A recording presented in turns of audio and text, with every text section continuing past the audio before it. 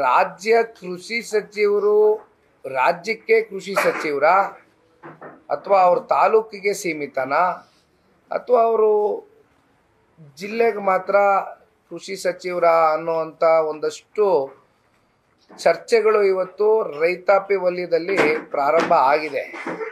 ಯಾಕೆಂದರೆ ಅವರು ಇಷ್ಟೆಲ್ಲ ಸಮಸ್ಯೆ ಆದಂಥ ಸಂದರ್ಭದಲ್ಲಿ ಒಂದು ಕನಿಷ್ಠ ಪಕ್ಷ ಸೌಜನ್ಯದಿಂದ ಅವರ ಕರ್ತವ್ಯವನ್ನು ನಿರ್ವಹಿಸಬೇಕಾಗಿರ್ತಕ್ಕಂಥದ್ದು ಅವ್ರ ಜವಾಬ್ದಾರಿ ಇದೆ.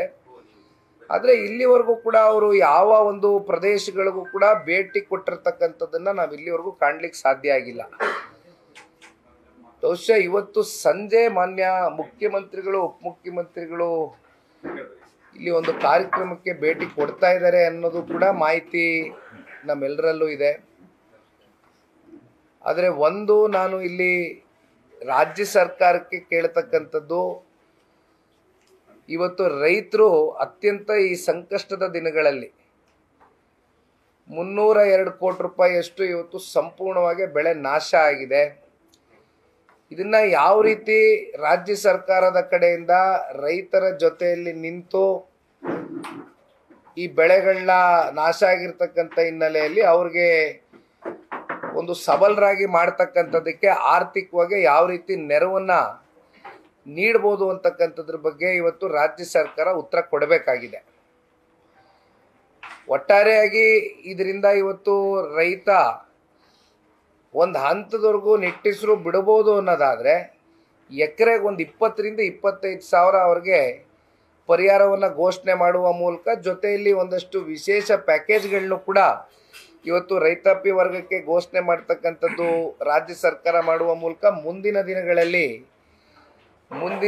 ದಿನಮಾನಗಳಲ್ಲಿ ಉಚಿತವಾದಂಥ ಫರ್ಟಿಲೈಸರ್ಸ್ ಇರ್ಬೋದು, ಒಳ್ಳೊಳ್ಳೆ ಉಚಿತವಾದಂಥ ಗುಣಮಟ್ಟವಾದಂಥ ಬೀಜಗಳಿರ್ಬೋದು, ಆಮೇಲೆ ಗೊಬ್ಬರನೂ ಅಷ್ಟೇ ಈ ಸಲ ಸರಿಯಾದ ಟೈಮ್ಗೆ ಗೊಬ್ಬರನೂ ಕೂಡ ಇವತ್ತು ರೈತರಿಗೆ ಪೂರ್ಣಗೊಳಿಸ್ಲಿಕ್ಕೆ ಆಗಿಲ್ಲ. ಅದರಲ್ಲೂ ಕೂಡ ಈ ರಾಜ್ಯ ಸರ್ಕಾರ ವಿಫಲರಾಗಿದ್ದಾರೆ. ಹಾಗಾಗಿ ಇವತ್ತು ರೈತರನ್ನ ಉಳಿಸ್ತಕ್ಕಂಥ ಕೆಲಸ ಈ ರಾಜ್ಯ ಸರ್ಕಾರ ಮಾಡಬೇಕು. ಇಂಥ ಒಂದು ಸಂಕಷ್ಟ ದಿನಗಳಲ್ಲಿ ರಾಜ್ಯ ಸರ್ಕಾರ ನಿಂತ್ಕೋಬೇಕು ಅಂತಕ್ಕಂಥದ್ದು ಈ ಸಂದರ್ಭದಲ್ಲಿ ಆಗ್ರಹಿಸ್ತಾ, ಮತ್ತು ಕೇಂದ್ರ ಸರ್ಕಾರದ NDRF ನಿಯಮಾವಳಿಗಳ ಪ್ರಕಾರ ಹೆಕ್ಟರ್ಗೆ 6,000 ರೂಪಾಯಿ ಅಂತಕ್ಕಂಥದ್ದು ಈಗಾಗಲೇ ಆ ನಾರ್ಮ್ಸಲ್ಲಿ ಪ್ರಕಟಣೆ ಆಗೋಗಿದೆ. ಬಟ್ ಈಗ ನಿನ್ನೆಯ ದಿನ ಒಂದಷ್ಟು ಮೆಮೊರಾಂಡಮ್ಗಳು ಕೂಡ ಸನ್ಮಾನ್ಯ ಕುಮಾರಣ್ಣ ಅವರು ದೂರವಾಣಿನಲ್ಲಿ APMC ಯಾರ್ಡ್ನ ಬಳಿ ನಾವು ಸಂವಾದ ಮಾಡಬೇಕಾದ್ರೆ ರೈತರ ಜೊತೆ ಅವ್ರಿಗೆ ಸ್ವತಃ ನೇರವಾಗಿ ಕನೆಕ್ಟ್ ಮಾಡಿದ್ವು. ಅಲ್ಲಿ ಸನ್ಮಾನ್ಯ ಕುಮಾರಣ್ಣ ಅವರು ಕೂಡ ರೈತರಿಗೆ ಒಂದು ಮಾತನ್ನು ಹೇಳಿದ್ದಾರೆ.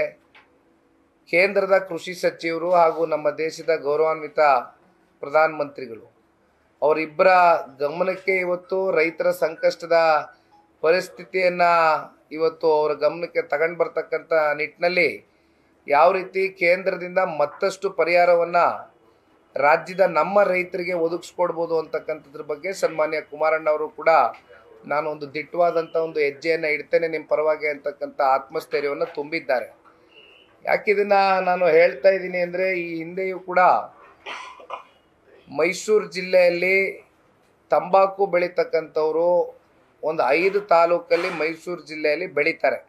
ಮತ್ತು ನಮ್ಮ ಹಾಸನದಲ್ಲಿ ಅರ್ಕಲ್ಗೂಡು ವಿಧಾನಸಭಾ ಕ್ಷೇತ್ರದಲ್ಲಿ ಬೆಳೀತಾರೆ. ಒಟ್ಟಾರೆಯಾಗಿ ಒಂದು 6 ಕ್ಷೇತ್ರದಲ್ಲಿ ತಂಬಾಕುವನ್ನು ಉತ್ಪಾದನೆ ಮಾಡ್ತಾರೆ ರೈತರು ಪ್ರತಿ ವರ್ಷ.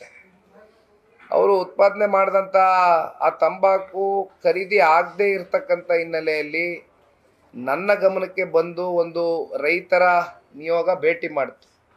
ಆಗ ನಾನು ಸನ್ಮಾನ್ಯ ಕುಮಾರಣ್ಣ ಅವರ ಬಳಿ ಕರ್ಕೊಂಡು ಹೋಗಿ ಅವ್ರನ್ನ ನವದೆಹಲಿಯಲ್ಲಿ ಭೇಟಿ ಮಾಡಿಸಿ ಅಲ್ಲಿಂದ ಖರೀದಿ ಮಾಡ್ತಕ್ಕಂಥದ್ದಕ್ಕೆ ಸನ್ಮಾನ್ಯ ಕುಮಾರಣ್ಣ ಅವರ ಮೂಲಕ ಆದೇಶವನ್ನು ಹೊರಡಿಸ್ತಾರೆ. ಮತ್ತು ಮಾವು ಬೆಳೆಗಾರರ ಪರಿಸ್ಥಿತಿ ನಮ್ಮ ಚಿಕ್ಕಬಳ್ಳಾಪುರ, ಕೋಲಾರ, ರಾಮನಗರ ಈ ಸೆಕ್ಟರ್ಗಳಲ್ಲಿ ಮಾವು ಬೆಳೀತಾರೆ. ಅದು ಕೂಡ ಪರಿಸ್ಥಿತಿಗಳಂಥ ಸಂದರ್ಭದಲ್ಲಿದ್ದಾಗ ಸನ್ಮಾನ್ಯ ಕುಮಾರಣ್ಣ ಅವರು ಕೃಷಿ ಕೇಂದ್ರ ಸಚಿವರಿಗೆ ಸ್ವತಃ ಅವರೇ ಫೋನ್ನಲ್ಲಿ ಮಾತನಾಡಿ ಜೊತೆಯಲ್ಲಿ ಅವರ ಲೆಟರಿಂದ ಒಂದು ಮನವಿಯನ್ನು ಮಾಡಿ ಅದು ಕೂಡ ಒಂದಷ್ಟು ಮಾವು ಬೆಳೆಗಾರರಿಗೂ ಸಹಾಯ ಆಗ್ತಕ್ಕಂಥ ನಿಟ್ಟಿನಲ್ಲಿ ಕೆಲವೊಂದಷ್ಟು ದಿಟ್ಟವಾದಂಥ ನಡೆಗಳನ್ನ ಇಟ್ಟಿದ್ದಾರೆ ಕೇಂದ್ರದ ಬೃಹತ್ ಕೈಗಾರಿಕೆ ಮತ್ತು ಉಕ್ಕಿನ ಸಚಿವರಾದ ನಂತರ. ಅದೇ ರೀತಿ ನಿನ್ನೆ ದಿನ ಕೂಡ ಇವತ್ತೇನು ಒಂದು ಸನ್ಮಾನ್ಯ ಕುಮಾರಣ್ಣ ಅವರು ಈ ಭಾಗದ ರೈತರ ಪರವಾಗಿ ಪ್ರಾಮಾಣಿಕವಾಗಿ ನಾವು ಕೇಂದ್ರದ ಗಮನವನ್ನು ಸೆಳೀತಕ್ಕಂಥ ಕೆಲಸ ಮಾಡ್ತೇನೆ ಅಂತಕ್ಕಂಥದ್ದು ಹೇಳಿದ್ದಾರೆ. ಆ ಕೆಲಸವನ್ನು ಜನತಾದಳ ಪಕ್ಷದ ಕಡೆಯಿಂದ ಮಾಡ್ತೇವೆ.